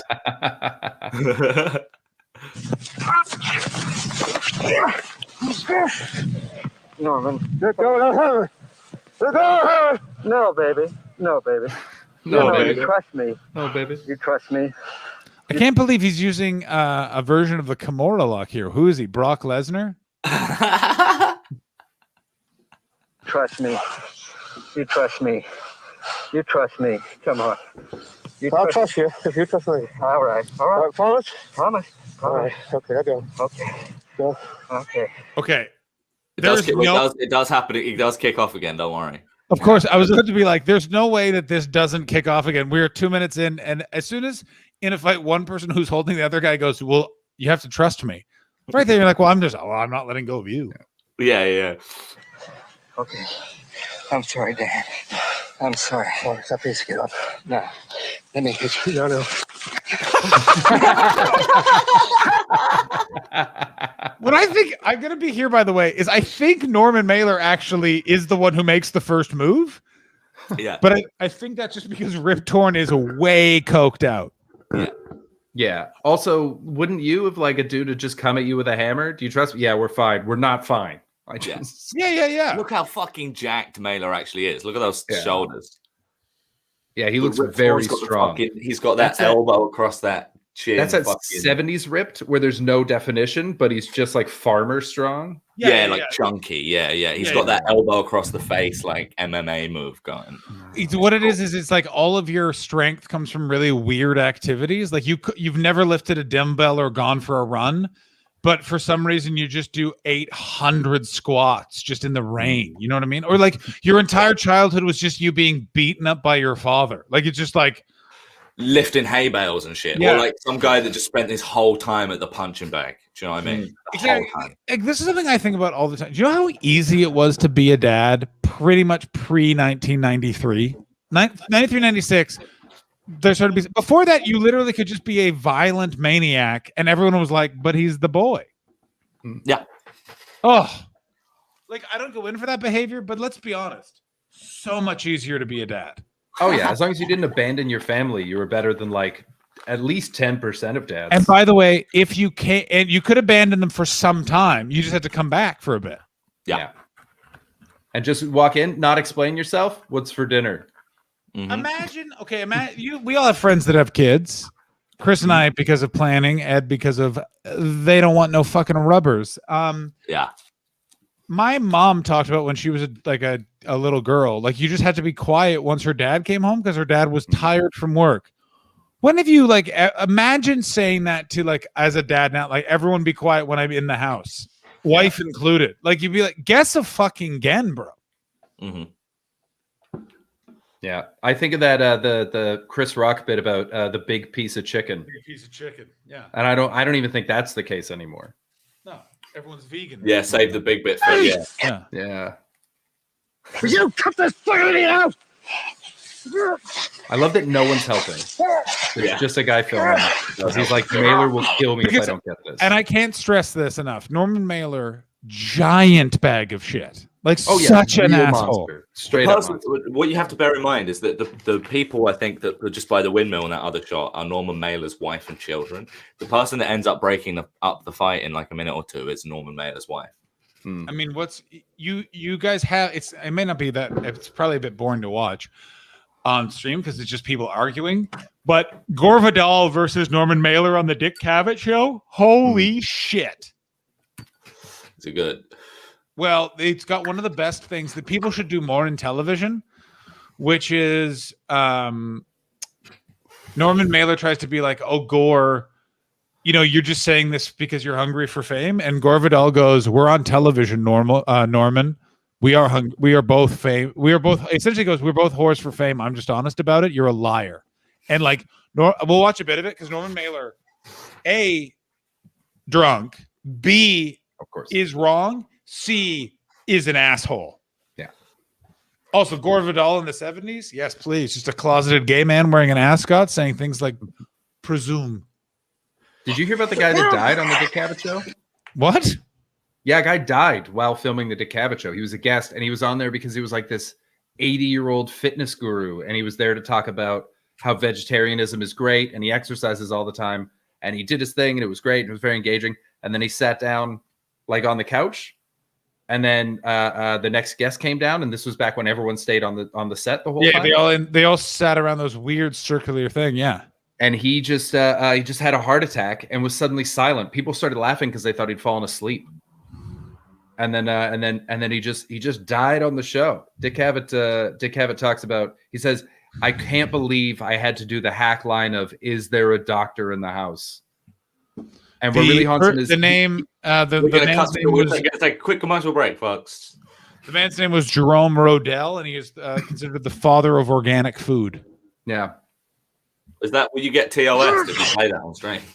Oh, there's no footage of it. It never aired. Yeah. Got strangle him now. Oh, wow. Oh shit! Oh shit! Yeah. I feel like that's all Rip Torn moaning as well. This has real little brother trying to kill big brother energy. Oh, so I'm gonna say this. Norman Mailer's been in more fights than Rip Torn, because Rip Torn is literally leaning with all of his weight on fucking Norman Mailer's neck, and Norman Mailer's been in enough fights, you know, that just like fucking just get him off of me. Like, look, like Norman Mailer knew to roll on my I'll roll on my stomach. Like, there's no point during this, even when Rip Torn has the hammer and Rip Torn's on top of him, there's no point during this where you don't think, oh, Norman Mailer's losing this fight.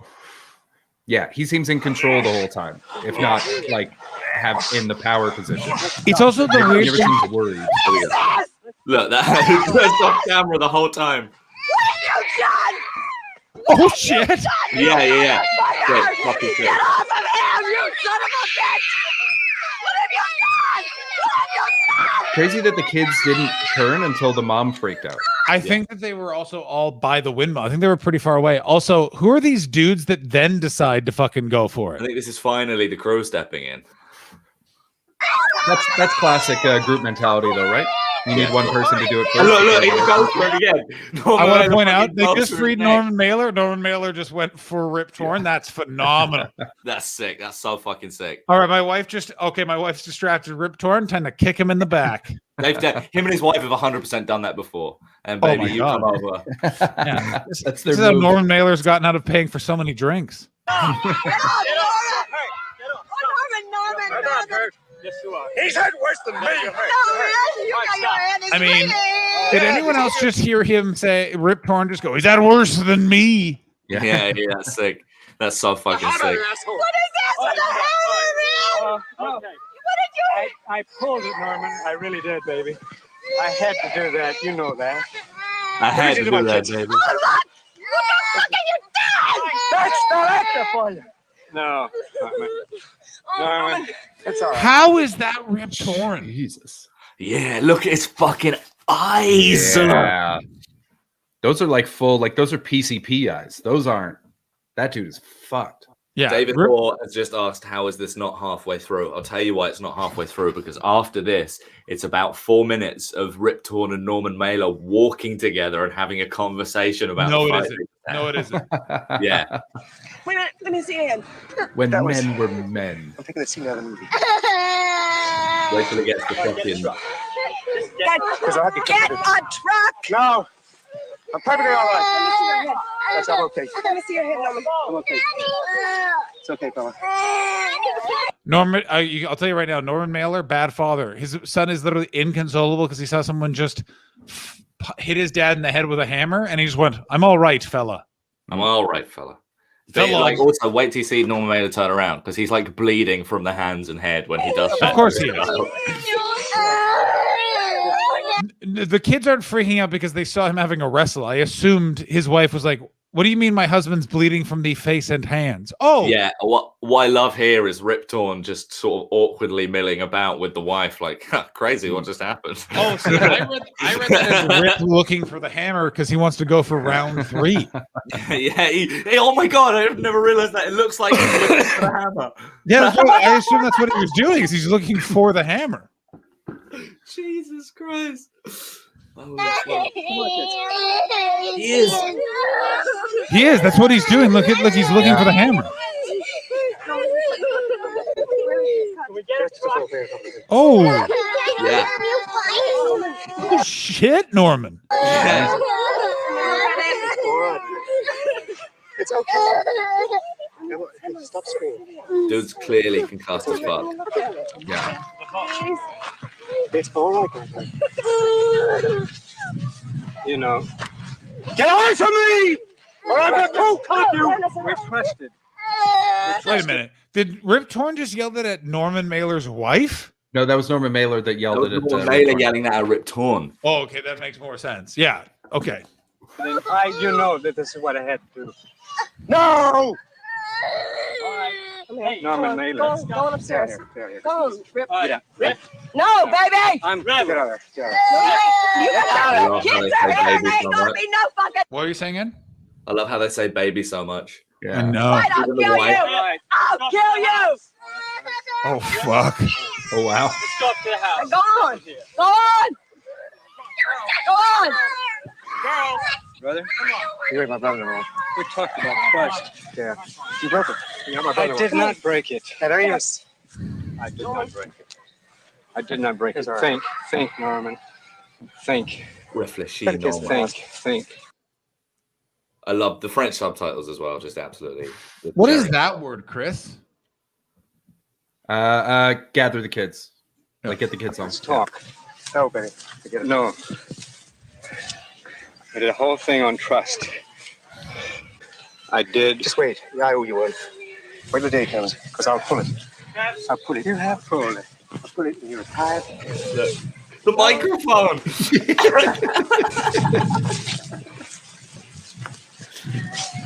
The picture doesn't make sense without this. You know that what it leads to. Fuck you. The picture doesn't make sense. It was not a picture. You know what's crazy is that Norman must have agreed with him because he left it in. The Yes, picture doesn't make sense without this scene. And Norman watched it and he went, "Fuck, he was right. God damn." Yeah, he was right. Yeah. What is Crazy. this? And then the rest of this video is just them walking in the same line, talking about what just happened. All right, do we need to see that or do we want to watch No. It is the only good things about it are some close-ups of Rip Torn's face where he's clearly got cold eyes. All right, well then let's watch Norman Mailer get yelled at by Gore Vidal because get ready for some absolute cattiness. Okay, cool. I'll watch a second of this clip, then I'm going to bounce. I need to chat to Liv. That's fine. We watch a bit of this because it's also, we've contractually fulfilled our time. Oh, yeah, right, Jesus. We're now 42 in. God damn. Ed Night, the time just flies when you're on, bud. Oh, I had such a good time with you guys. I need to start streaming it myself.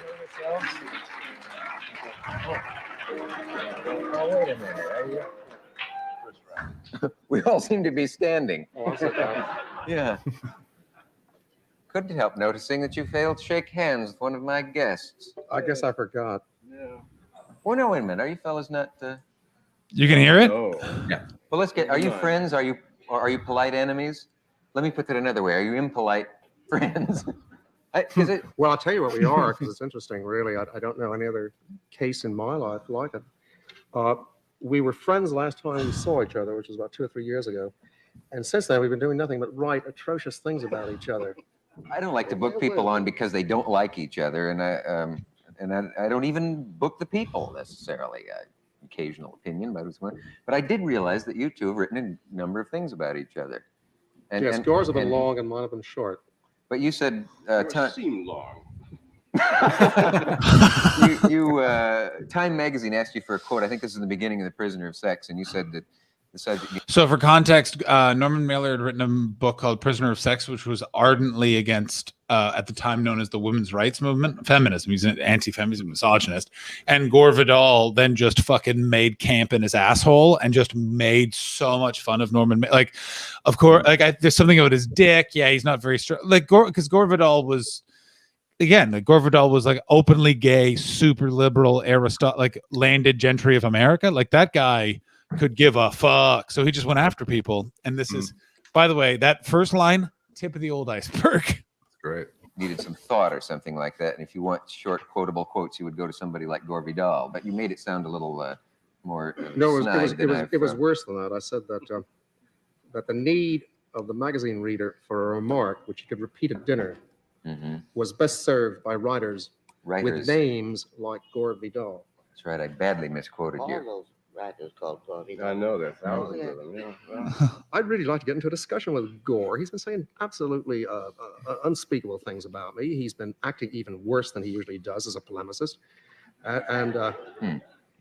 you know, he's really he's shameless in intellectual argument. He's absolutely without character, a moral foundation, or even intellectual substance. Okay. I mean, the perfect proof of what he does is that Leave It to Gore to write a play about Richard Nixon. You know, I'm getting to the point where I'm going to end up liking Nixon. I mean, it's getting to the point, if you want to make $1 million, you know, carve up Richard Nixon's back with a knife. You know, poor president. He can't defend himself. Roger, thank you so much for the follow-up to the Mystiverse. Well, if I... Thank you for following the Mystiverse, Roger. All right, let's just skip midway to the fun. Did he just come out to bat for Richard Nixon? Yeah. Well, he said that because Gore Vidal is so mean about him, it's almost making me want to like Nixon because of the stuff that Vidal's writing. Yeah. Gang, I'm gonna bounce. So bye, Ed. Ed, we'll see you tomorrow.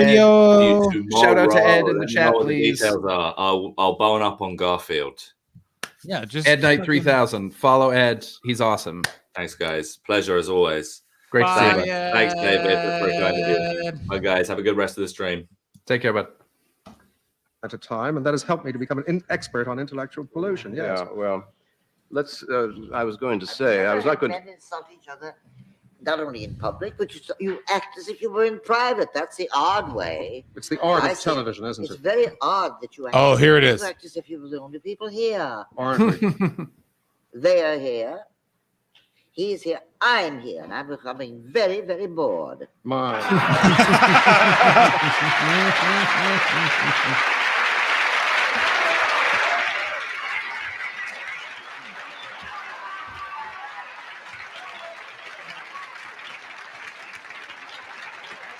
That was great. Who is that lady? Columnist for the New York Times that was very famous at the time. I have no idea who she is. You still haven't told me whether you're Gore's manager or the referee. If you make history here by punching a lady. I won't have it. Now look, you see this whole thing that goes on. Now you say if I make history by punching a lady, you know perfectly well that I'm the gentlest of the four people here. I just hope it lasts through the next whatever we have left. I guarantee you I wouldn't hit any of the people here because they are smaller.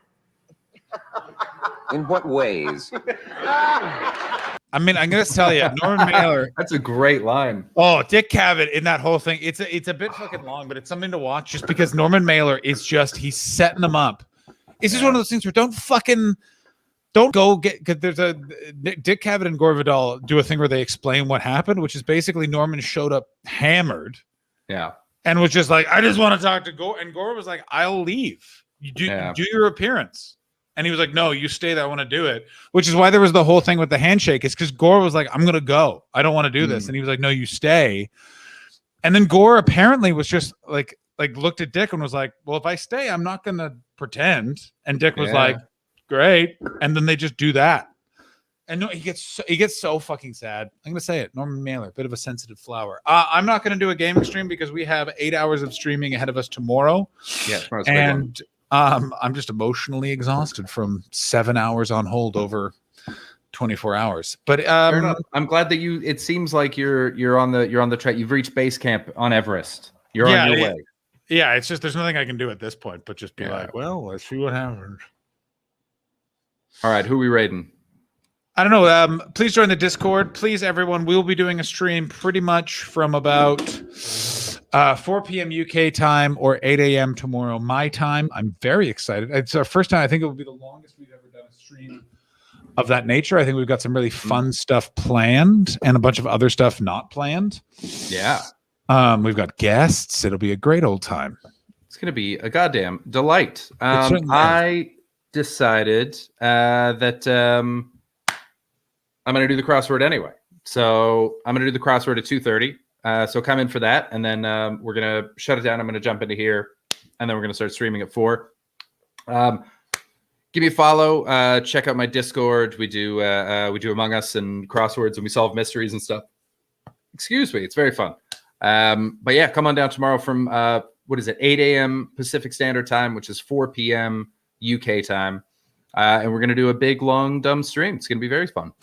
It is going to be very fun. I am really looking forward to it. Now, Chris, who do you have to raid? Or is there any sort of recommendations for raids in the chat? I've got Hands is on, MZ is on, Colt is on. Those are my 3. Let's raid Colt just because, and the messages, and the raid messages, you said 11 a.m. You said 11 a.m. That's the raid message. Colt Cabana.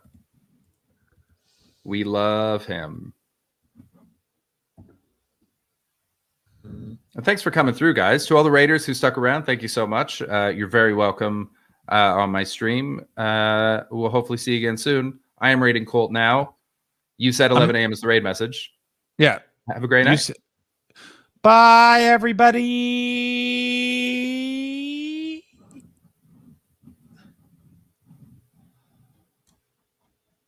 Did it go through? Yes. And this guy.